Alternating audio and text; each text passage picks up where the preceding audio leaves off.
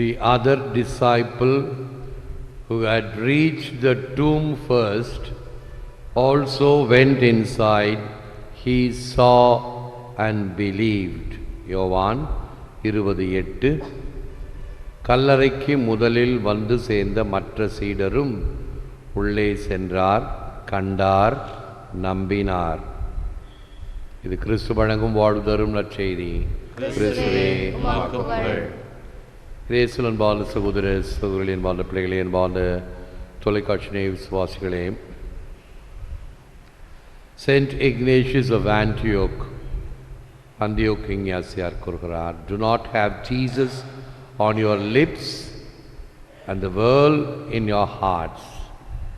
Do not have Jesus on your lips and the world in your hearts. உலகினை உன் நெஞ்சத்தில் வைத்து உதட்டளவில் கிறிஸ்துவை வைக்காதே. வெறுமனே வார்த்தைகள், வார்த்தை ஜாலங்கள், வார்த்தை பல்லக்கு, இவைகள் அதிகமாக நாம் உலகில் பார்க்கலாம். வெறும் வார்த்தைகள், ஆனால் எந்த விதமான செயல்பாடும் இல்லாமல், விசுவாசம் இல்லாமல், ஆழ்ந்த கருத்துக்களும் விழுமியங்களும் கடைபிடிப்புகளும் கொள்கை பிடிப்பும் இல்லாமல் வெறும் வார்த்தைகள், இவைகளை தவிர்த்தல் வேண்டும்.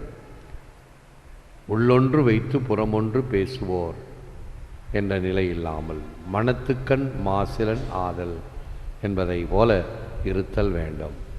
திருத்தூதர் புனித யோவான் வாழ்க்கை இன்று நமக்கு வெளிப்படுத்துவது, 1. இயேசுவை நெருக்கமாக அன்பு செய்தல். 2. அன்பின் அனுபவங்களை செயல்வழி சமூகத்திற்கு வெளிப்படுத்துதல். இயேசுவை நெருக்கமாக அன்பு செய்தல் வெறுமனே அல்ல, ஏதோ தானோ என்று அல்ல, ஏதோ கடமைக்காக அல்ல, ஏதோ நான் கிறிஸ்துவன் என்று இந்த கடமை வாழ்க்கை, இந்த ஞாயிறு கடன் பூசை என்று சொல்வதே சரியான ஒரு பதம் அல்ல. நிச்சயமாக திருப்பலியில் பங்கேற்க வேண்டும். சாப்பிடுவது கடன் என்று யாராவது சொல்ல முடியுமா? என் கடமை சாப்பிட வேண்டும், பசித்தால் எப்பொழுது சோறு கிடைக்கும் என்று நாம் ஏங்குவது போல நாம் வாழ்வதும் இயங்குவதும் சுவாசிப்பதுமாக நம் ஆண்டவர் இயேசு கிறிஸ்துவை கொண்டிருத்தல் வேண்டும். அது புனித சின்னப்பருடைய மனநிலை. வாழ்ந்தாலும் இயேசு, தாழ்ந்தாலும் இயேசு, என்னில் வாழ்ந்து கொண்டிருப்பவர் கிறிஸ்து என்ற மனநிலை. எப்பொழுது கிறிஸ்துவை பகிரங்கமாக வெறுத்தவர், அழிக்க வேண்டும் என்று கங்கணம் கட்டி கொண்டு சென்றவர். ஆனால் என்று தமாஸ்கு நகருக்கு செல்லும் பொழுது கிறிஸ்து அவரை தொட்டாரோ, மனம் மாற்றினாரோ, தடுத்து ஆட்கொண்டாரோ, அன்றையிலிருந்து அனைத்தும் கிறிஸ்துவுக்காக.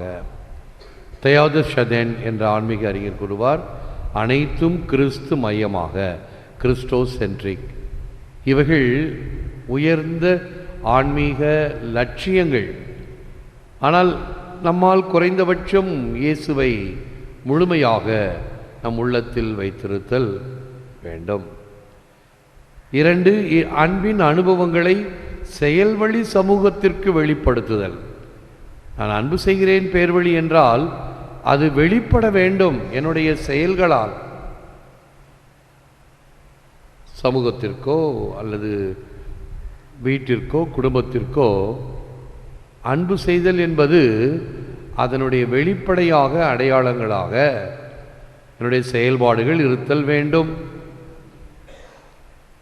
செயல்பாடு இல்லாத விசுவாசம் செத்த விசுவாசம் என்று புனித யாகப்பர் கூறுவார். 1 யோவான் 1:4, We write this that our joy may be complete. எங்களது மகிழ்ச்சி நிறைவடையுமாறு உங்களுக்கு இதை எழுதுகிறோம். புனித யோவான் நற்செய்தியும் எழுதினார், அவருடைய கடிதங்களிலும் எழுதினார். அவர் ஏறக்குறைய மிக அதிகமான வயது, தொண்டு கிழமாக இருக்கும் வரைக்கும் வாழ்ந்து இறந்தவர். ஆகவே அவருடைய இறுதி நாட்களில் அவரை நாற்காலியில் உட்கார வைத்து தூக்கி கொண்டு செல்வார்கள். ஒவ்வொரு இடமாக போய் மக்களுக்கு மறையுரை, அறிவுரை இவைகளை எல்லாம் கொடுப்பார். அப்பொழுது இந்த கருத்து அதிகமாக இருக்கும். மகிழ்ச்சி நிறைவடையுமாறு உங்களுக்கு இதை எழுதுகிறோம், சொல்லுகிறோம். அந்த மகிழ்ச்சி நிறைவடைய வேண்டும், எந்த குறையும் இல்லாமல். அது ஆண்டவர் இயேசு கிறிஸ்து தான் நமக்கு தர முடியும். ஆகவே நாம் ஒரு திருவழிபாட்டு பாடல் ஒன்று பாடுவோம். திருநாம கீர்த்தனம் பாடாத நாவும் இருந்தென்ன பயனோ நாதா, இறைவா உம் அன்புக்கு சாட்சி சொல்லாத உதடுகள் எனக்கேன் நாதா. ஆண்டவரை நாம் தொழ வரும் பொழுது ஜெபம், பாடல், அத்துடன் அந்த திருவழிபாட்டு செயல்பாடுகள், அமர்ந்திருத்தல், எழுந்து நிற்றல், முழந்தால் படியிடுதல், பவனியில் வருதல், சிலுவை அடையாளம் வரைதல், கரம் விரித்து ஜெபித்தல், உறக்க பாடுதல், இவைகளெல்லாம் திருவழிபாட்டு செயல்பாடுகள்.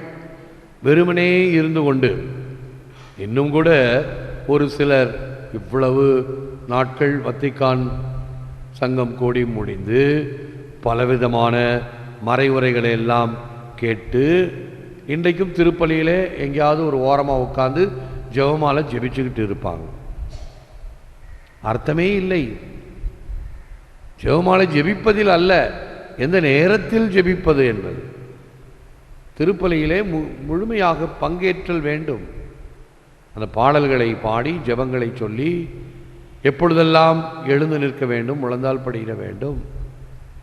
இது நல்ல ஒரு உதாரணத்துக்கு பார்க்கணும்னா, கல்யாண திருப்பலி நடக்கும்போது பாருங்கள், அந்த மாப்பிள்ளை ஒழுங்காக பூசைக்கெல்லாம் வந்து கண்டலைன்னா அவர் பண்ணுற கூத்தை பார்த்தீங்கன்னா அப்படியே இடித்த புளி மாதிரி உட்காந்தே இருப்பார். எப்போ பார்த்தாலும் உட்காந்தே இருப்பார். திருப்பலி ஒப்பு கொடுக்கின்ற குருவானவர் எழுந்துரு அப்படின்னுவார், முட்டி போடுன்னுவார். தூயவர் பண்ணோன்னே மறுபடியும் சபக்குன்னு உட்காந்துக்குவார். இல்லை இல்லை முட்டி போடு. அந்த நேரத்தில் முழந்தாளிட வேண்டும் என்று தெரியவில்லையே. திருப்பலியிலே பங்கேற்பது கிடையாது. ஏதோ வந்தோம், அங்கே நின்னோம், வெளியில் லவுட் ஸ்பீக்கர் இருக்குது, என்னவோ சொல்கிறார் கேட்போம், பக்கத்தில் ஃப்ரெண்டுக்கிட்ட கமெண்ட் அடிப்போம். அது வெளியிலையும் சரி உள்ளவும் சரி தான், பக்கத்தில் இடிச்சுக்குவோம், பேசிக்குவோம். ஏதோ முழுமையான ஈடுபாடோ பங்கேற்போ இல்லை. ஆகவே என்னுடைய உதடு, நாவு இவைகள் இருந்து என்ன பயன்? என்ன ஆண்டவருக்காக இவைகள் பாடாத பொழுது, திருநாம கீர்த்தனம் பாடாத நாவும் இருந்தென்ன பயனோ நாதா. இறைவா உன் அன்புக்கு சாட்சி சொல்லாத, எவ்வளவு தூரம் என்னை அன்பு செய்கிறீர் என்று சாட்சி சொல்லக்கூடிய வகையில் என் உதடுகள் இருத்தல் வேண்டும். முழந்தால் இருப்போம், செபிப்போம். Lord Jesus Christ, by your resurrection you have won new life for us. Give me the eyes of faith to see you in your glory. Help me to draw near to you, to grow in the knowledge of your great love and power. ஆண்டவராகிய இயேசு கிறிஸ்துவே, உமது உயிர்ப்பின் மூலம் எங்களுக்கு புது வாழ்வு கொண்டு வந்தீர். உம்மை மகிமையில் காணும் விசுவாச கண்களை தந்தருளும். எமை உம் அன்பால் ஈர்த்து உம் மாபெரும் அன்பு என்றும் மகத்துவமிக்க வல்லமையின் ஞானத்தில் வளர வரம் அருளும். எல்லாம் வல்லவரே, நல்லவரே, உம்மை போற்றுகிறோம், புகழ்கிறோம், நன்றி கூறுகின்றோம், ஆராதிக்கின்றோம். தேவரீதாமே, எந்த நற்கரணியில் எமக்காக விற்றிருக்கின்றேன். உமக்கே நன்றி, துதி, தோத்திரம், புகழ், மகிமை உண்டாவதாக. வெறும் உதடுகளால் மட்டும் அல்லாமல் உள்ளத்தின் ஆழத்திலே நாங்கள் உம்மை நேசிக்கவும் அதன் செயல்பாடுகளை செயலளவில் காட்டவும் செய்திருளும். எமக்காக மட்டுமல்ல, யாருக்கெல்லாம் உமது அருள் ஆசீர் ஜெபம் தேவையோ, யாரெல்லாம் எங்களிடம் ஜெபிக்க கேட்டுள்ளார்களோ அனைவரையும் நீர் ஆசீர்வதியும். ஏற்று வரமருளும் இறைவா, காக்கும் கரங்களினால். ஆமேன், ஆமேன்.